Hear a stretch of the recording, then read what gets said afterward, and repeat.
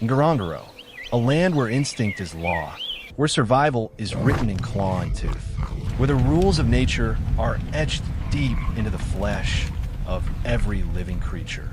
And in this harsh wilderness, maintaining the boundary between humans and wildlife is mandatory. But sometimes the rules are broken. Sometimes instinct gives way to trust. It was a quiet afternoon at the ranger outpost. Alma, our park ranger, was completing her routine paperwork, the scratching of her pen the only sound for miles. Her face was thoughtful, familiar with the solitude of conservation work. She believed in the system. She believed in discipline. She believed that where she stood was the boundary of the wild world. But then a sound, not the familiar warning roar. It was a small, broken whimper, a desperate plea held back. Alma looked up. Standing on the edge of the wooden porch was Kibbo, a lion cub. It was not aggressive. It was trembling. Its eyes were not those of a predator, but of a child begging for help. Alma cautiously knelt down, looking straight at him. Kibbo approached, breaking the invisible barrier, rising onto his hind legs, and placing a tiny front paw on Alma's open hand. This was not a threat. This was a supplication. What would happen if a desperate soul, unable to speak your language, showed up at your door, begging for help? Alma did not hesitate, because between the wild and humanity, this moment was a promise.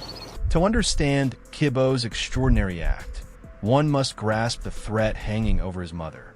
Mara was a proud lioness, a pillar of her pride, and a model mother. Alma, during her patrols, had always admired Mara's strength and vigilance. Mara and Kibbo were often seen roaming the northern slopes of Ngorongoro, a quiet area that also concealed geological instability. That morning, everything was normal. Kibbo played. Mara patiently led the way. The silence was eerily profound.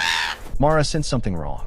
Instinct told her to steer clear of the jagged cliffs, but just one moment of inattention. It happened in an instant. A deep, hollow rumble beneath the ground, followed by violent shaking. A large section of the hillside collapsed. Mara did not hesitate. She used all her strength to push Kibbo out of the path of the falling rocks, letting out a short roar like a final command. Kibbo rolled away safe, but Mara was not so lucky. A massive granite boulder slammed down, crushing her lower body. The impact nearly knocked her unconscious, but survival instinct and maternal protection kept her awake. Blood began to seep out. She was in agony, but her fixed gaze remained on her cub. The pain was real, but Mara's greatest fear was helplessness. She knew she was trapped. Kibbo ran back to his mother, whimpering frantically. He slammed his head against the rock, clawed at the ground, trying to move it, but it was useless. He was too small. He looked at Mara's face, seeing weakness slowly overcoming the eyes that were once full of power. Kibbo knew if he stayed, they would both die. That was when Kibbo made an extraordinary decision to break the innate lion instinct of fear toward humans. He remembered the smell of fuel, the sound of the vehicle, and the olive green figure at the ranger outpost. That was the only place with the power to deal with this massive rock. Kibbo looked at his mother one last time, whining softly like a vow, and then he turned and ran. He ran not in panic, but with a clear purpose, tearing through thorns and valleys, heading toward the human boundary. He staked his mother's life on one belief: that woman would understand. Mara's survival now depended entirely on the intuition and compassion of a strange woman. Alma watched Kibbo's small figure running away, her heart pounding. After the cub placed its paw on her hand, all doubt vanished. She knew this was not a game. It was a deliberate cry for help. In mere seconds, Alma geared up.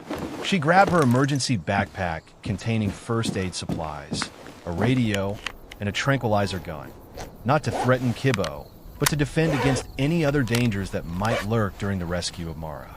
She had no time to call for backup.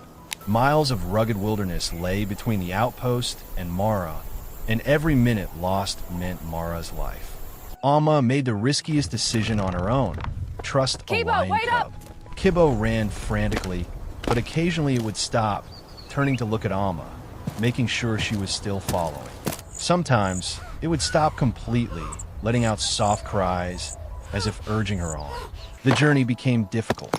The steep, rocky terrain, scattered with sharp stones and thorns, hindered Alma's progress. She had to navigate crevices and climb slippery rocks. Her heavy backpack only slowed her down further. Alma whispered encouragement to Kibbo through ragged breaths, as if it understood her language. She knew that if Kibbo had run this far to seek help, the situation had to be dire. She pushed her pace, her will fueled by the illogical faith Kibbo had placed in her. Finally, Kibbo stopped on a slope, a few dozen yards from a rockslide area. He ran straight toward a large, still shadow. Alma arrived, and the scene before her left her stunned. Mara was lying there. A colossal gray rock had pinned her lower body to the ground. Her face was contorted in pain, but her eyes were wide and resolute, staring straight at Alma. Blood soaked the earth. In the wild, an injured animal is often a signal of imminent death. But Mara made no attempt to attack or snarl. She simply looked at Alma, an unspoken exchange passing between the two creatures. Mara was grateful to Kibbo, and she staked her survival on this woman's hands. Alma realized the gravity of the situation. She couldn't wait for rescue teams. Mara could die of shock or blood loss before they arrived. She pulled out her tools, took a deep breath. It was time to act. Looking at the massive granite boulder pinning Mara, Alma knew this was the toughest task of her career. The rock was not only heavy but also dangerously angled, threatening to cause further injury if moved carelessly. Alma quickly identified where to place her lever. Before starting, Alma did something she had never done. She spoke to Mara, not with words, but with a gentle touch and a reassuring gaze. "I'm going to save you, Mara. You have to hold on." Kibbo growled softly nearby, as if understanding and approving. Alma pulled out a small but sturdy crowbar, a tool designed for dealing with large branches. Now Mara's only hope. She carefully wedged the end of the crowbar under the rock, finding the firmest fulcrum. The scene was intense. Alma exerted all her strength, her muscles straining. The screech of metal against rock echoed, mixing with Alma's labored breathing. The rock moved only a few millimeters. The process was slow, painful, and dangerous. The astonishing thing happened. Just as Alma was nearly exhausted, Kibbo took on the role of protector. He didn't just stand by his mother. He turned his back to Mara and Alma, staring intently into the forest, alerting against any potential threats that might be drawn by the smell of blood. His trust was Alma's mental shield. Mara lay still, completely compliant, as if she knew one wrong move could kill her. After seemingly endless efforts, Alma found a better leverage point. She used her final burst of strength, pushing hard. This time, the rock shifted enough to roll to one side. A soft gasp of relief, not from Alma, but from Mara. She was free. Alma immediately tossed the tool aside, checking the injury. It was severe, bleeding heavily, but not immediately life-threatening. She had to stabilize Mara right away. She took painkillers and hemostatic agents from her backpack, quickly injecting Mara. Then, she used large medical bandages to temporarily secure the wound. Throughout this process, Kibbo gently licked his mother's face, then turned and rubbed his head against Alma's arm. It was the most perfect, unspoken gesture of gratitude. Having stabilized the situation, Alma could finally call the radio. Her voice was shaky but clear, reporting her location and Mara's critical condition. Alma's courage and Kibbo's trust bought them time. But this was only the first step. The real work, saving Mara, required an entire team. Not long after Alma's report, the sound of a helicopter tore through the silence of the reserve. The veterinary and support teams had arrived. Mara was carefully transported to a specialized treatment facility. The following days were tense. Mara required surgery and continuous care. Kibbo never left his mother's side. He was kept in an adjacent enclosure, but Alma often brought him to visit Mara. This was a crucial part of the healing process. Kibbo was Mara's best medicine. After several weeks, the miracle moment arrived. Mara stood firmly on her feet for the first time.